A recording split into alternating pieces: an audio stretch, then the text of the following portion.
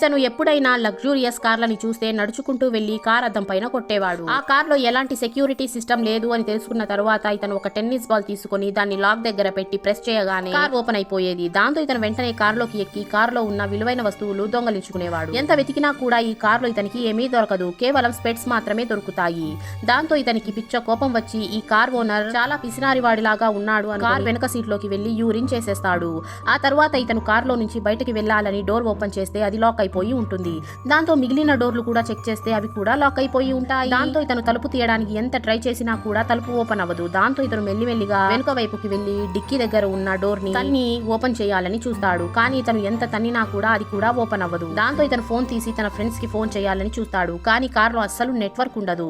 దాంతో ఇతను చాలా టెన్షన్ పడిపోతూ ఉంటాడు. ఆ తర్వాత ఇతను తన దగ్గర ఉన్న బ్యాగ్ లో నుంచి ఒక ఇనుప రాడ్డుని తీసి ఆ అద్దాన్ని పగలగొట్టడానికి ట్రై చేస్తాడు. ఎన్నిసార్లు కొట్టినా కూడా ఆ అద్దం కొంచెం కూడా క్రాక్ అవ్వదు. దాంతో ఇతను అలసిపోయి కూర్చొని ఉంటే బయట వేరే వ్యక్తి కారు వైపుకి వస్తూ ఉంటాడు. ఇతను అతన్ని పిలవడానికి ఎంత ట్రై చేసినా కూడా అతను కారులో ఉన్న ఇతన్ని చూడలేకపోతాడు. దాంతో అతను ఏమి పట్టించుకోకుండా బైక్ తీసుకుని అక్కడి నుంచి వెళ్లిపోతాడు. అప్పుడే ఇతను దొంగలించిన కన్సోల్ ని మళ్ళీ ఫిట్ చేస్తే డోర్ ఓపెన్ అవ్వచ్చేమో అని ఒక ఐడియా వస్తుంది. దాంతో ఇతను దాని వైర్లన్నీ ఫిట్ చేసి ఆన్ చేస్తే ఏమీ యూజ్ ఉండదు. దాంతో ఇతను ఆ కార్ లోనే ఇరుక్కుపోతాడు. వీడియో నచ్చినట్లయితే లైక్ చేసి ఛానల్ ని సబ్స్క్రైబ్ చేసుకోండి.